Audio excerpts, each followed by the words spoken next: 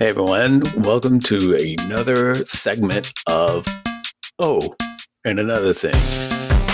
Oats is the bonus content that we put out for everyone to listen to, where we talk about an eclectic mix of this, that's, and the others that comes up in our head. Either it's pre-podcast or post-podcast. It's basically the stuff that pops in your head while you're sitting in the toilet.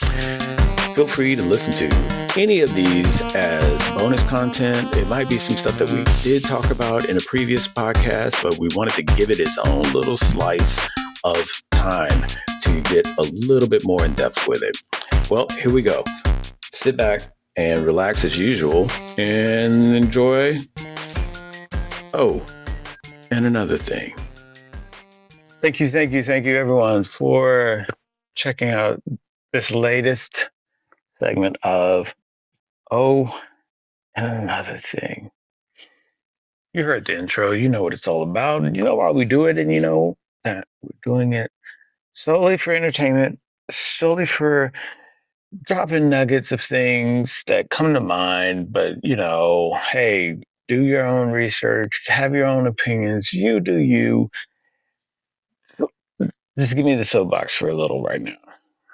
So, I mentioned in a previous Oats that I was doing one about this, and now I am doing it about it. Is that right? I think that's how I meant to say it. Doing about it. I'm doing one about it now of what I referred to that I was wanting to do about then. Yeah, that's what I'm meaning to say. Okay, so I have these thoughts in regards, of course, we all do, but in regards to what people like, listen to, and all this stuff that they love. And one of the ones that I always scratch my head about, and it just makes no sense to me, is what I'm going to mention today. But before I do, I want to say hey to a couple of people that we've hit up on social media, and I'd like to say thanks to them chatting with us. And so let's see. Don't want to make a list, but want to make sure we cover everyone. Well, first off, hey, Thunder Monique, thank you for the art. God damn it, I love this. Love the art that this person does, and it's it's hard for me to like explain it. I don't even want to categorize it. It just explain it. It's so many visual things happening in front of my face that yeah. But the latest, I mean, at first you had me with the bees, but the latest with this with the swan here. Oh, that's some amazing shit. So God, it's pretty fantastic, everything that you, and I love the little breakdown that you do too with some of it. So thanks, love your work. Just wanted to go ahead and say thank you. I think we mentioned it in in our chat on social media that we'd be saying, hey, thanks, and that we love your stuff. Someone else, let's see real quick. Someone else. And again, this is something random. We'll probably be doing this more and more on the by. So let's see who else. Pocket's another person we'd like to say hello to. Let's see. So it's not a fanboy thing. Was following Pocket for a while back because I was into World of Warcraft, and she was doing great killer content on that game. And so I was like trying to learn from all different people that were playing how to, to get better at it. And as I fell out of World of Warcraft, I stopped watching some of the content created by some people that were playing games like that. But stumbled on Pocket again about a year or so ago, and digging her. Happy belated birthday, Pocket. Really appreciate it. It's because of this post that got me over the hump on what to say about this topic because of your comment in regards to being robbed. So, yeah, Marvel Cinematic Universe. Let me just get right down to it, and don't think you're out of it. The DC Cinematic Universe too. It's hard to say exactly where to start, but I want to start as much from the beginning that I can because I think that that is where people get kind of knocked off to the side a little bit.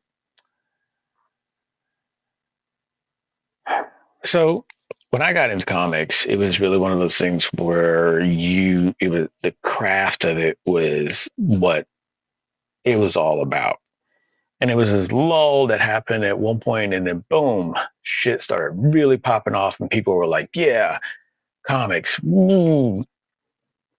And as I've mentioned before, I've had my share of times at different Comic Cons and different comic conventions and different fucking different anime cons and you know I've I've I've done the circuit. I've done the circuit for sure. And yeah, some of them I've been kicked out of. Yeah, some of them there has been a rabble that has been roused. There's been some dust that has been kicked up. But I've been vindicated for a lot of that because, in the end, some of the people that were assholes turned out other people like, hey, you know what? They really are an asshole. That guy really wasn't fucking off when he was saying you're a talented asshole. Talent Talented or talentless. I can't remember which one I called him, but basically assholes.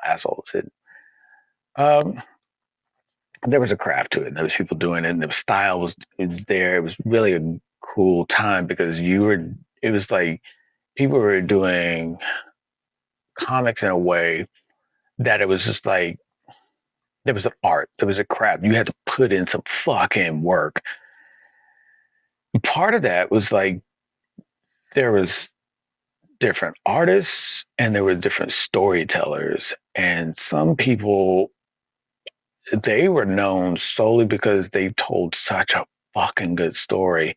And some artists they were known solely because they were so good at what they did, either the style or how dynamic it was, how realistic. Some people were very realistic. Some people were very, in comparison, not saying that they are, but in comparison to the realistic stuff like Alex Ross, they were very rudimentary. But it was so crude that it fit the story, it fit the character, it fit the way things were going.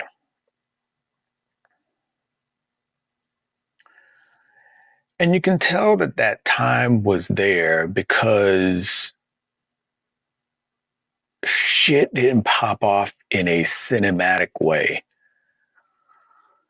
until much, much, much later. I mean, you were seeing more animated stuff than you were some people like working out to get into into the physique of what would be as close to possible as what you would find in comic books. Now, keep in mind, things in comic books, they were there to bend, break, and absolutely put their thumb in the eye of reality. I mean, it's a comic book, and you just don't have those things that are existing in a comic book the way you would in reality. That's just how it works. That's part of the appeal. Now, there was like people that were purists and, this character had to be this certain way. And there's boxes and boxes of comics in comic book stores. You could go there and just thumb through the shit. and you're reading the panels and people are looking at the panel work and it's like that's part of the art and it's fucking phenomenal. And you go into cons and you're talking to the artist. And I was really cool, you know, I was really somewhat only there to talk to independent artists because once you got into that factory kind of thing, um, that a Marvel or a DC was doing at the time, it just became like, okay, now you're the guy with your interpretation of this character. Whereas with independent artists and independent storytellers, they were crafting that shit from the dirt. That they were molding and fashioning that story from the dirt, you know? And so a lot of that originality was what I gleaned to a lot. And I independent artists, independent studios for the like until some of those independent studios got really, really, really big. And then the irony of it is that they became exactly what those independent studios became exactly what they developed the studio against. Does that make sense? It's like a lot of independent studios existed because they were like, fuck you, Marvel, fuck you, DC, fuck you. Uh, and in the end, that's exactly what they became. They became the exact same thing with artists leaving them saying, fuck you, whatever that studio might be. The studio hurt for it, the talent hurt for it, the stories, the craft hurt for what the studio was known for in the beginning. And then a lot of those people that left the major studios to go to independent eventually got wooed back to the very large studios that they left. And for what it's worth, is it's Marvel and DC. So let's fast forward from there. Let's fast forward from me getting kicked out of cons and let's get into where things popped off. And honestly, they popped off right there with X-Men, you know, and Marvel Cinematic Universe is really kind of getting its birth, right? You had some with Sony and whatnot already out there, but I'm just saying that's where you had the group movies coming out. Spider-Man was doing his own thing. It was kind of hanging in there really well. Uh, but yeah, the big draw was when you had X-Men because you had all these other actors and actresses. Um, yes, I still say actresses that were able to get on the big screen as these phenomenal characters that already had a fan base, and that's where the rub happens. With a lot of movies, you have to have a certain return, and if you don't have that return, you're not making another movie, and or you're not even getting released at a theater. You might get some sort of independent release on a bootleg channel or something like that, but you're not getting in a fucking theater if you can't fill the seats. The fortunate thing that was cooking in the background the entire time was that comic books had a very, very strong subculture of people that loved these characters, loved these stories and the history, like the decades of history and stories that went into building up what people knew of these characters to the day of which this all took place, and even to now. People know of Wolverine by name and by how they associate with him, by when they got associated and introduced to Wolverine, through by way of a person or by way of a thing, especially if they were introduced while just in comics, not even animated, just in comics. I think that's the distinction because you have people that know of that level of history. And then when you go into the animated, it's a little bit there still, and it's kind of still accepted. It's when you get into the cinematic universe of things both Marvel and DC, it becomes a thing where it's like, hmm, what the fuck am I looking at? And that's the hidden jump that takes place that a lot of people don't recognize and or respect. But that, I mean, it took years and several issues to build out a story, and you were getting an issue once a month, maybe twice a month if it was a special kind of push. And you had crossover stories where there would be character A has its own comic book character, B has its own comic book character, C as well as part of this group. Well, A might appear in C as a crossover, and C appears in B as a crossover, and then A and B are in C, and then vice versa. Everybody comes over to A, and it's this huge story arc. This whole thing, big bad or several big bads come through one big fight, and culminates into this other thing. It's somehow, some way that produces an offshoot story or a new character, or there was always this from this chaos came a birth of something, fill in the blank, new character, new relationship, two friends are now two enemies, something aesthetic wise, as okay, now they have new uniforms because they experienced, and now they've got a uniform that's impervious to whatever the whatever the weapon that was used in that particular story. Well, when the Marvel and DC universe, cinematic universe, took shape, they were trying to squeeze months of stories and decades of history into a 2 hour event, 2 to 3 hour event. Okay. Now, if you had none of that history built in the back, then your exposure from the start is those movies. And for you, that's your relationship. For you, that's where that character, that story, and that group, or that whole, that city existed. It existed on the big screen at that particular time between those arcs. That was it. If you are a person that has read the comics and you know of the back history of this character, this villain, that villain, this love interest, and so on and so forth, then that's when things start to get disjointed, and you start to get really um, kind of frustrated. Let me speak for myself. I would get frustrated, and I would also look at it where I'm just like, you know what, this is stupid. Why change this character to look this way? Why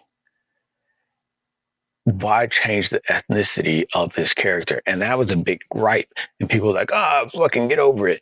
But that's the thing where that was because people were never accounting for the history that someone was already exposed to. They were like, hey, man, this character has always looked, acted, and in my head, uh, you know, was portrayed a certain way. Now you're trying to feel good this movie by making this a person that is from a different ethnicity or a different country or a different background that doesn't jive with any of this. And so that's what people will call it retconning. And they were like, okay, this got retconned and this got retconned. Okay, this did it. And now Johnny Blaze looks like this. Okay, cool. That's the big thing. Is like you were sort of kind of, and not even sort of kind of, you were literally taking a huge chunk of the base and saying, fuck y'all. Stick in your own little pocket dimension here. We got this one going on over here and you can't fuck with it. So what? You don't like it. $280 says $280 million in box office says fuck you. I don't care. I don't care. And oh, by the way, thanks for buying a ticket or streaming my movie just to tell me you didn't like it because I'm not giving you a refund. Fuck off. That's where I think the hidden thing that was never told was that the condensing of the stories and bringing in, okay, what is going to be the most entertaining for this 2 to 3 hour window that we have to tell this whole story arc. We got to do this in the most cliff notish way possible that entertains and brings a fuck ton of money. We don't have time to do the whole arc. We just don't. So the whole Dark Phoenix story, there was no way that movie was ever going to do Phoenix justice. It never was. It never was. I think it was just going to gloss over the whole thing, and then people were going to like, oh wow, that was Mel. But a lot of people that knew what the Phoenix was all about were like, yo, this movie is going to be just a fucking nonstop onslaught. And then you see it and like, oh, okay, well, not so much. All right, thanks. Plus, then you get into the fact that you have people that were getting casted for a role. So let's go back to what I was saying earlier. Comics were known for they had their product, the characters, the book, Flash, Aquaman, Lobo. They had different stories, right? And different artists, right? And so, but that character existed, and the interpretation of that character was presented to you by way of the story and the artist. And sometimes you had a fucking phenomenal. I mean, they're all artists. Sometimes you had a fucking phenomenal visuals person and a shitty storyteller, and sometimes vice versa. And then there was those times you had a fucking match where it was the story and the visuals were just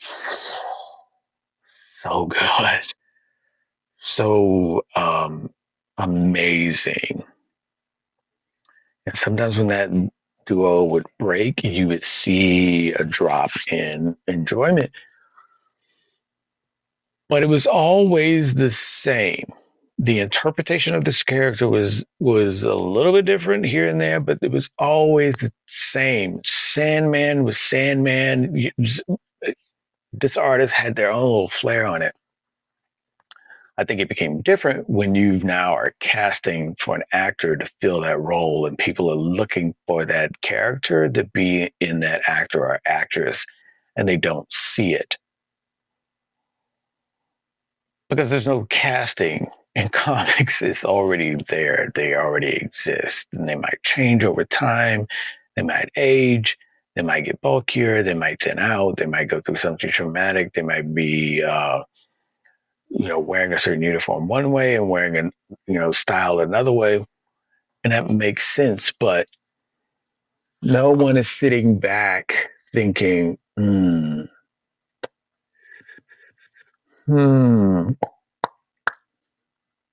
I don't know. I don't know if they're going to be a good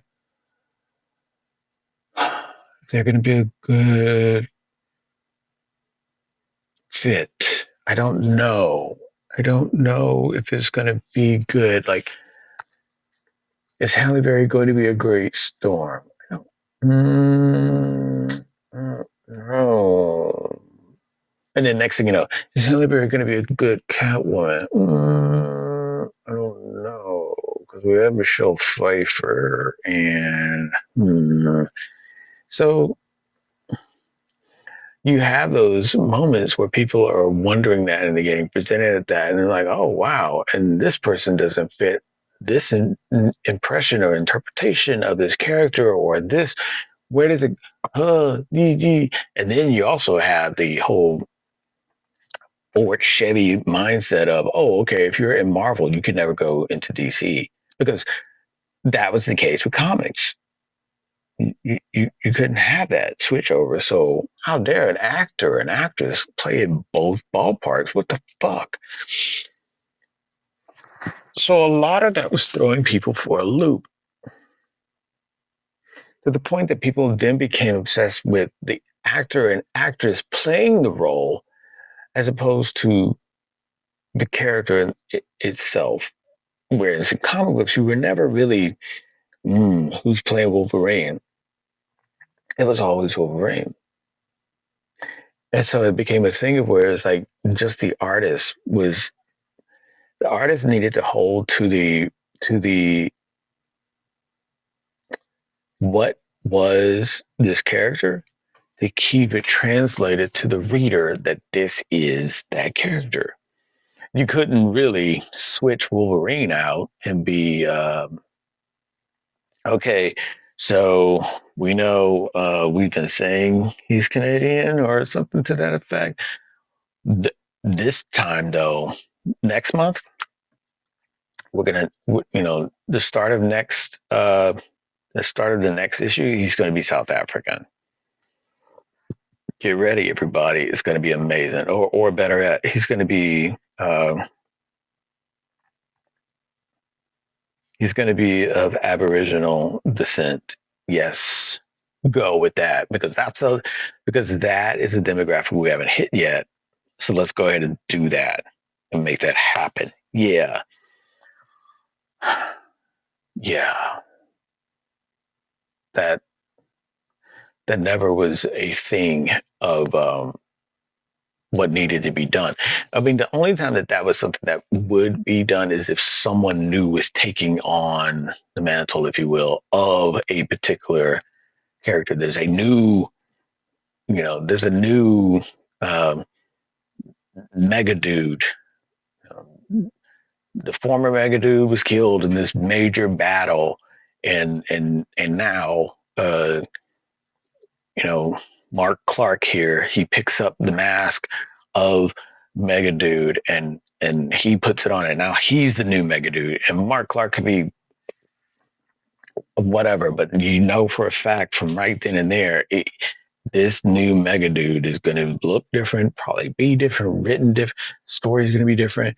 Their means of which they go about doing things is going to be different, but they're kind of holding up to um, the foundation of what Megadoo was about. There was a lot of that going on with Batman. With Batman had his back broken, and you had several people taking on the Batman, mantle.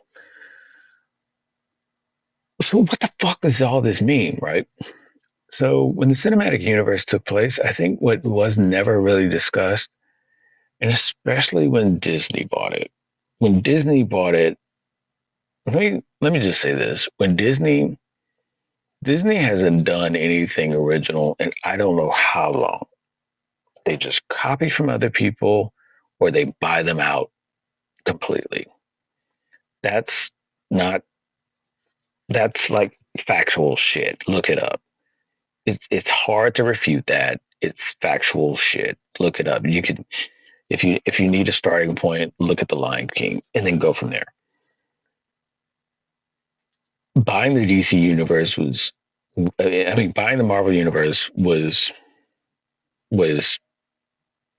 just par for the course for them. You have a guaranteed audience. You have a fucking farm of characters, stories that you can just mix, match, throw around, do whatever the fuck you want. You now have theme parks you can put people in. You now have all kind of merchandising. And what they like to do most is they like to kid down everything in order to cultivate a generation. Same thing with what they did with Star Wars. The fucking Lucas to this day is now regretted selling them to Disney for this very reason. Because you then get them coming in and say, hey, this shit is a little too adult. We need to kid down all this shit because we need to appeal to a kid market. Same thing with comics. So comics, they really had no training wheels like that. If you picked up a comic, you weren't picking up a comic at one. You might be picking up a comic at issue number 322. So you had 321 other issues that you either wanted to go back and read on, or just fuck it, I'm gonna go keep going. And most of the time, some people would do that. They would go back 321, 320, 319, while at the same time they're buying 322, 323, 324, and so on. So they're going back and forward at the same time, reading to catch up so they can fill in the gaps of the story that they've missed out on. Marvel's Cinematic Universe just sort of refashioned all of that and just said, hey, don't worry about 1 to 321. We'll just mesh that all together into flashbacks. Don't worry about it. I think what was the big draw was that there was already in comic books this telling of a multiverse. What was right on the nose of the Marvel Cinematic Universe was that was a universe with only the cinematic portrayal of it being told. It wasn't necessarily the comic universe. It wasn't the comic universe. It was something that there was like, okay, here's a universe where we can tell the story of the Marvel characters that people all know about in comic books, but then also fashion our own portrayal of them and own stories of them, and then kind of scrub out all the other stuff without ever having to address it. It's like, why have to address this stuff when it's just, well, whatever. We're going to go ahead and they're friends. Why are they friends? They just are. They just are. They're just friends. They'll always be friends. And so the relationships and stuff like that was lost because you had studios fighting for stuff that now was a hot commodity, the Sony, the Spider-Man, and the whole Marvel Cinematic Universe, that introduction and why it went the way it was going. Same thing with Fantastic Four, because once people realized, oh shit, this is gold, they clutched their hands real tight in regards to giving up the rights on it, letting people make movies on this shit that they should be making huge amounts on. So it gets really frustrating for someone like me to look at a cinematic portrayal of characters where it's just like, this isn't really how it went down because this person really is this or that character is really that. And you know what? Really, he's a fucked up character. It's just like, it just is cool to have him as a hero in this regard. Where I have to really sit back and go, you know what? This is a cinematic universe. This is a universe within itself that portrays things how it wants to, that best fits within the time period of which it can be consumed. It's not one that lingers around for people to take in for issue after issue after issue. It's making this 2 to 3 hours clumped together of images into its own little issue and come back in 2 years or so for the next issue. What sucks is the originality, though. Again, it's a very lazy thing to do, and I feel like maybe that's where people like Martin Scorsese and others like, yeah, these aren't movies because they're kind of retelling the same things that you already know. Case in point, how many Batman movies? I'll give you a hint. Aside from the Batman, how many Batman series, trilogies, whatever, have you seen without Joker? Joker is just all of them. And rightly so. He's a very compelling villain. Um, I feel like though we don't need the Joker story told in a Batman every fucking time.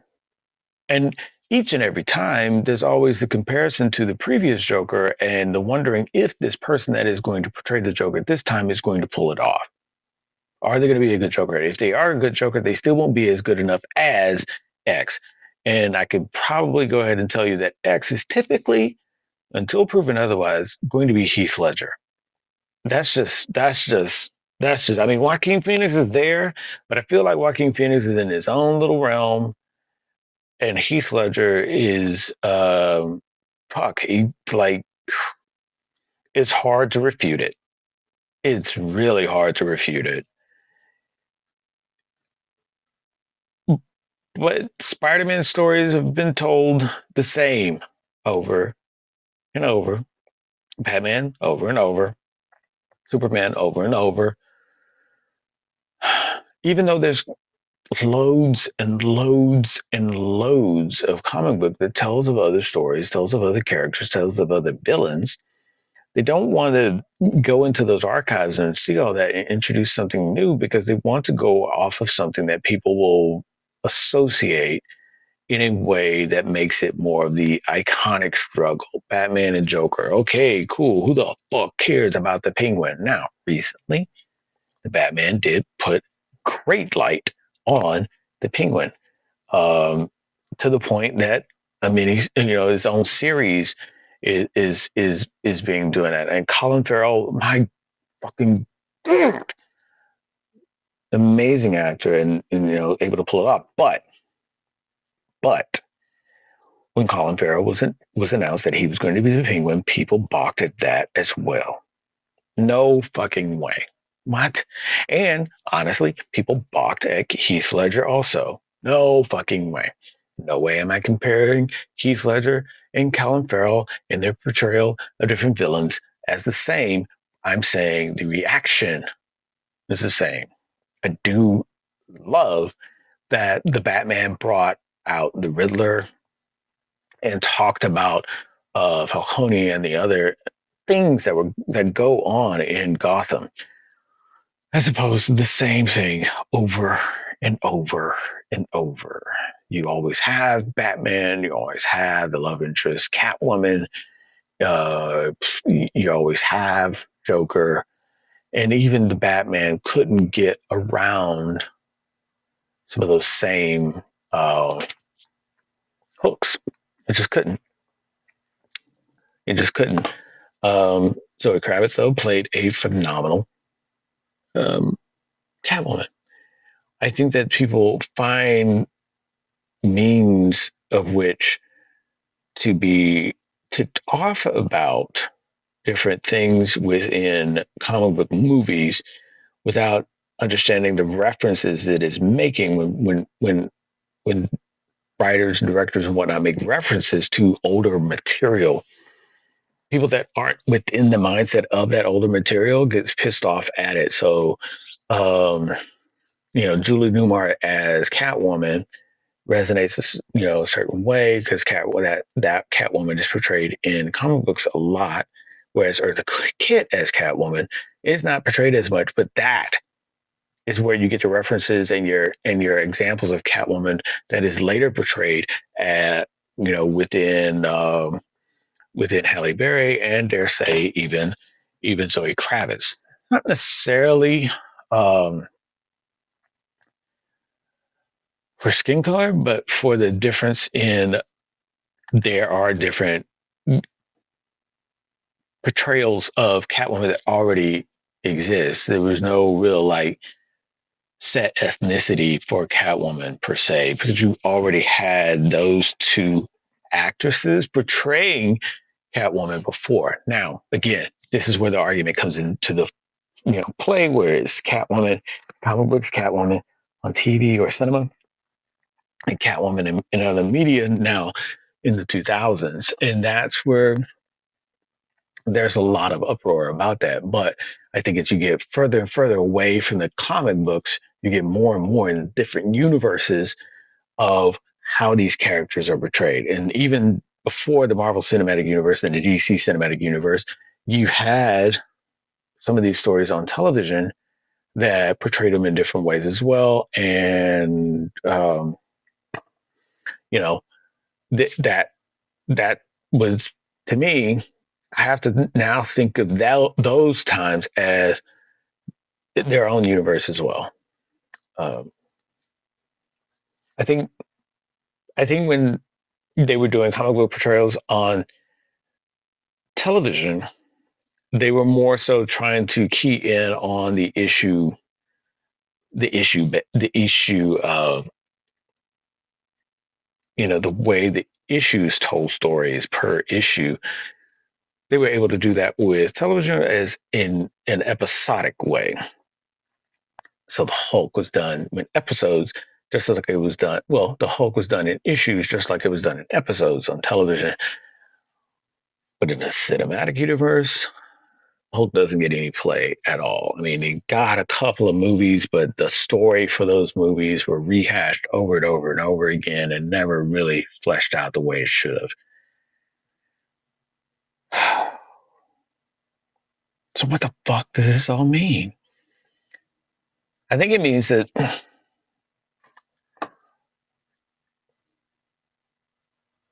it's not really, like, people are now referring to it as superhero movies and not comic book movies because they're not really, they're making reference to the comic books, but they're really movies about the superheroes. So the relationship that you have with them is not going to be the same. So earlier I mentioned Pocket. Um, Pocket was talking about how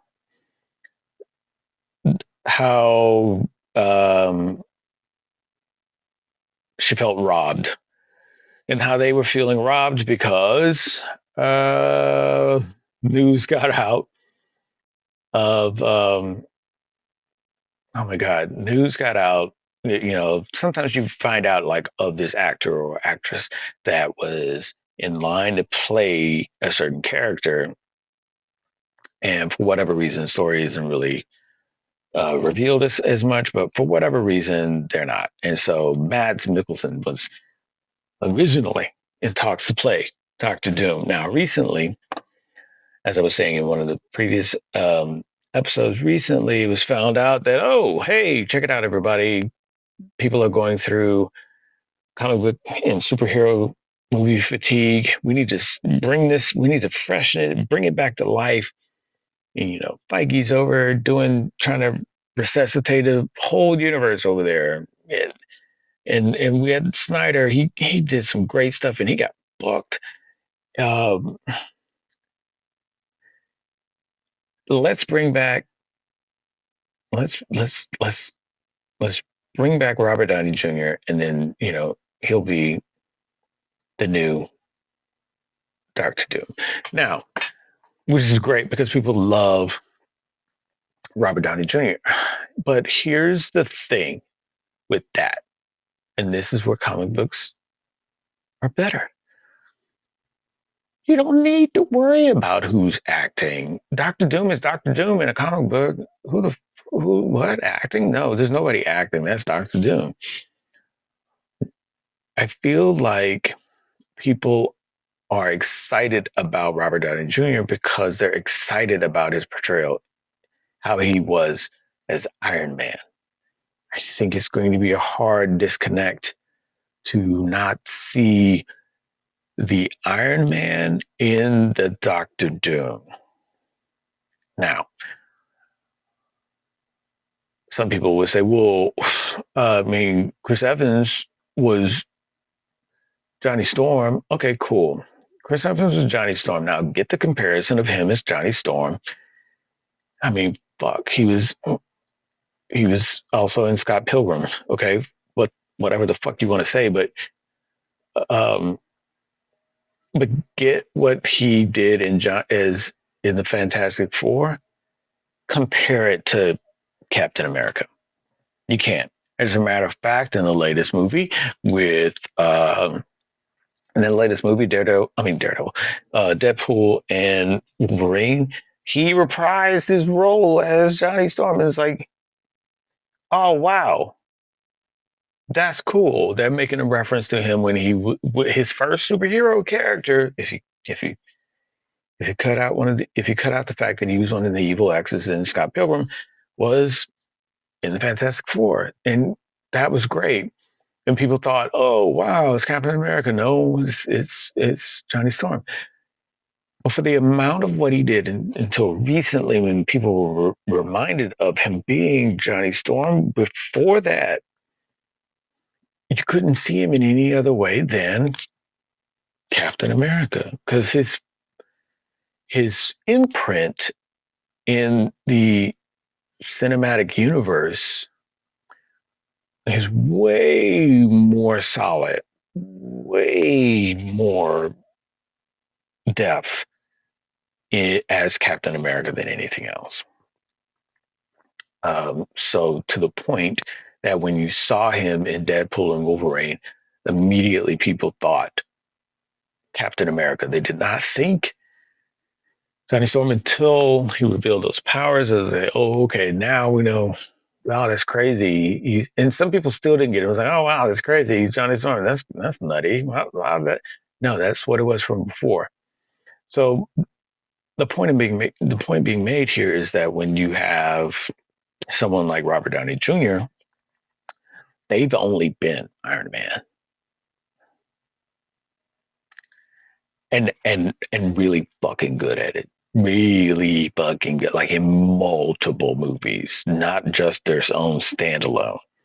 Just like Chris Evans, not just in their own standalone movies. For the fact that they had standalone movies meant they were that good to have standalone movies.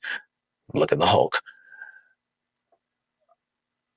So for that to be where that's what you planted your flag as being Iron Man, for him to now be Doctor Doom, it's gonna be hard, real fucking hard, not to see the Iron Man in the Captain in the Doctor Doom. Real hard, like really, really hard for a lot of people. I think he would have to completely dismantle that his the way he talks, his mannerisms, his inflections. They will have to do a lot. He would have to do a lot of work to really not be Tony Stark in a Captain and God damn it, why I keep saying that, in a Doctor Doom suit. Not unless Marvel embraces that and doesn't want him to try hard to break don't don't break what works. Let's just fashion a story where that all makes sense for again, it's their own universe. It's like, okay, yeah, in a multiverse of multiverses in the universe, we can make a multiverse a reality in which Tony Stark turned in a different direction and became Doctor Doom. I think this is a what if that is addresses this actually. And if that's the case, okay, great. Good job on your research and making it work. I think the same. I'm not, not dogging Robert Downey Jr. for it. He's phenomenal. People have known that I've talked about a lot of his stuff in different episodes. I take, for instance, Kiss Kiss Bang Bang, one of my favorite Christmas movies. But the same I would say for Robert Downey Jr. is the same I would say for Ryan Reynolds. You, you can't hear him and not think of Deadpool. You just can't. You don't think of Green Lantern. You don't even think of the first attempt at Deadpool. I mean, you do when for the talking parts, but what came later, no, you don't. I mean, everything that he's been in after that is basically Deadpool on a break. It's basically, hey, I know he's in this. I know he's in this. What was it, Underground? Six Underground? I think. I like that movie too. It's just though. It's like, huh, if Deadpool was in another reality as a mercenary, this is it. This is it. This is it. Which is an hard stretch because Deadpool's a mercenary. I think that certain people hit certain key aspects of movies and characters that they just become that character. They become, yeah, that's the dude, that's the chick. She is this, he is that. They are the best. Um, they're the best at what they do, and I think that's great for them to be able to do that. Um, there are certain people though that I think miss. Um, I think there's certain characters that actors miss out on because studios don't know what to do, how to make it work, and how to make it, well, in Disney's aspect, how to make it profitable, how to make it kid enough. I think they gave a pass with Deadpool. I think they would definitely have to give a pass. They would definitely have to give a pass for Lobo and for them to please just get just give it to Jason Momoa and let him just do it. Much like people gave it, not gave it, he worked his ass off for it, but I'm saying, that's just like how Ryan Reynolds got Deadpool. Ryan Reynolds needs to get with Jason Momoa and make Lobo happen. There you go. Said it. There you go. There you go. Is it DC? Fuck yeah, it is. But as a fuck you to DC for making him do the fucking Green Lantern thing, you get over there and you and Momoa put your shit together and give him a huge fuck you with Lobo. Yes. You can thank me later. Yes. So yeah, I feel Pocket's pain in regards to seeing Mads, not um, Mads originally in talks, and who knows what fell apart? Who knows if it was a schedule thing? Who knows what what was the reasoning behind that not coming into play? It would have been great to see him as such. I mean, and some people make references like, well, yeah, but he was already, he was already this character in MCU. Okay, yeah, sure. But again, so was Chris Evans, and technically so will Robert Downey Jr. if upon playing um, Doctor Doom. Now, again, maybe this is a gimmick. Maybe Matt is going to be Doctor Doom. Maybe I'm just coming up with a bunch of hopes right now, and it's definitely going to be Robert Downey Jr. I feel like, though, also at a certain point, I don't care. Because honestly, after saying all this, I can definitely say for a fact that I haven't watched much Marvel movies because I'm I'm so much of one that has been a part of comics that the cinematic universes kind of watered them down so badly that it's just not really worth the time for me, because in my head I'm like, oh God, no, that's not how it went down. What it was really all about was this, and this. And you know what? Fucking Captain Marvel, she can do all this with her eyes closed and just have saved everything. Wanda could have taken out. Thanos, Captain Marvel gets together. Everybody has the ability to take this dude out. Why? God damn it! Why are we making this huge movie about this one guy that can do all this? And if that's the case, why are we making it this long? He should be able to just whoop ass and go all through it. He doesn't need armies, right? Why does he have armies? What the fuck? So, yeah, I feel like that's a big thing. And I know I'm skipping over some stuff, but it's gone on longer than I expected. But that's how deep this has been sitting with me for quite some time. So, yeah, again, Pocket, I feel your pain. I really do. I really feel the fact you're looking at it and you're like, God, this would have been a great person to bring a means to a fantastic character. And to that degree, yeah, we got robbed, just like you said. Um, well, who knows? Who knows? Who knows what this all means? I think a lot of people have feel goods with Robert Downey Jr. because with him, there are a few people that you can look at and say they are the Marvel Cinematic Universe because they were in the movies that started the franchise, the footing of the franchise for what we know of it now to be. And they've been in all the movies and major movies to really solidify that foundation. So for people cheering about Robert Downey Jr. is really one of those things where it's like, that's like, he's like a return to the greatness of this cinematic universe that is flailing. DC is flailing. Marvel is flailing.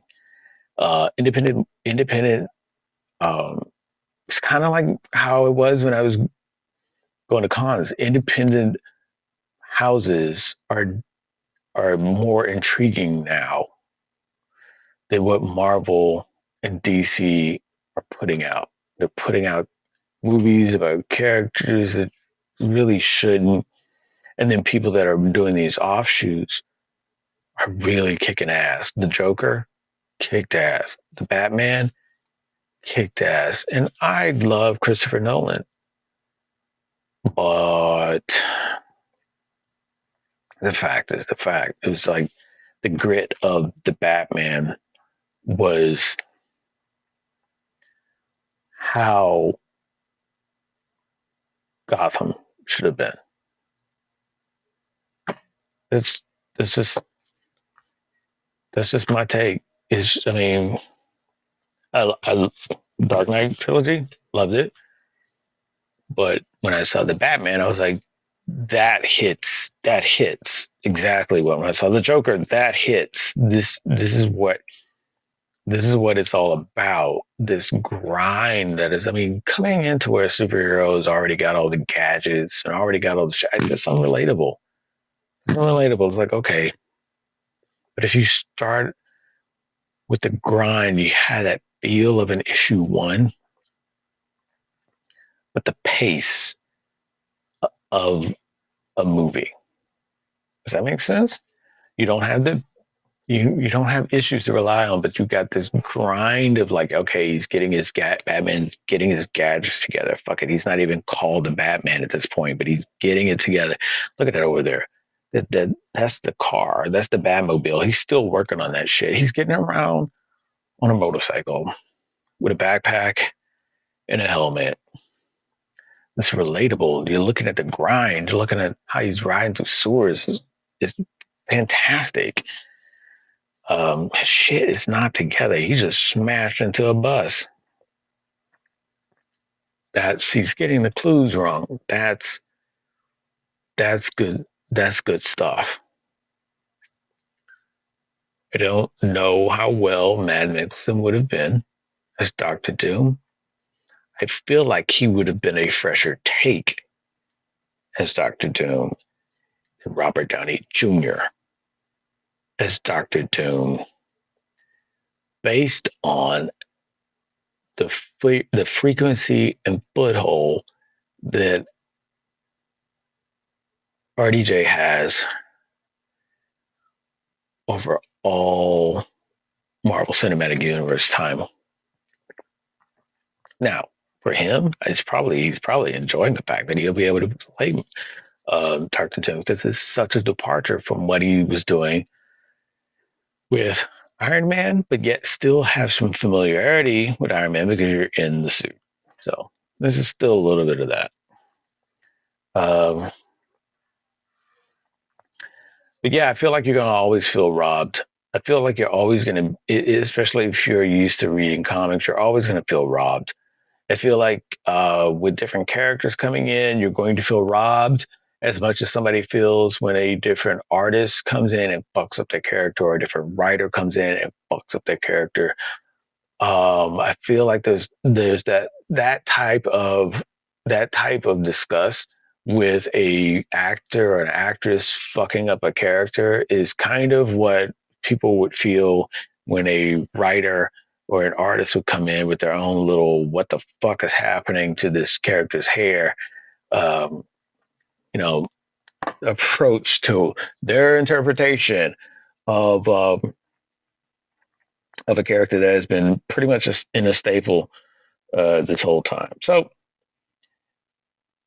I hope this reflects some of the pain that people have with the shit that's out right now. To me, it's shit. I really can't think of a solid Marvel movie I've sat through where I enjoyed it completely without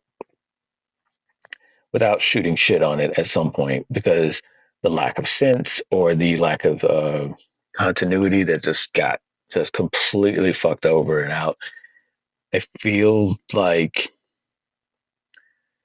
there's means to making it better. There's ways of doing right, and people like Snyder shouldn't be shat on uh, for the sake of production and making money.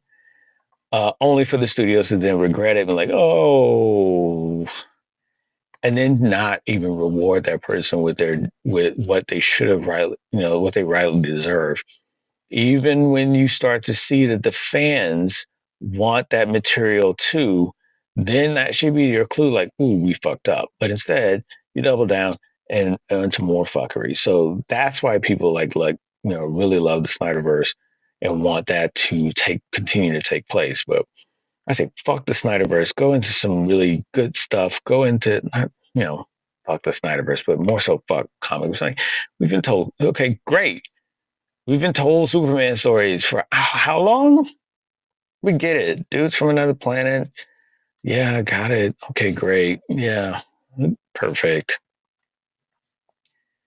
I think DC tried to do what the DC tried to do with the Flash, what Marvel did with Deadpool and Wolverine. Well, unfortunately for DC, Marvel was just way more successful at it, and that cannot go without saying. They would not have been successful with it if not for Ryan Reynolds. They they just wouldn't have. They just wouldn't have. And Hugh Jackman coming back and the way they were able to do that, they just would not have been successful with that. Hugh Jackman is doing. Hugh Jackman does with Wolverine what Robert Downey Jr. does with Iron Man. There's that. So yo, that's it. Sit back, relax. Hopefully, hopefully somebody's out there where they're like, yes, finally someone said it. Hopefully people, whoever that I name names, don't come after me, but whatever. If you get pissed, you get pissed. Hit us up on our social media and let us know if we're fucking off or not. But anyway, love you, Pocket. You're the best. Always, always the best. You can find Pocket various social media channels. On X, she's at TOKKET. We don't know Pocket personally. We don't have any affiliation with Pocket.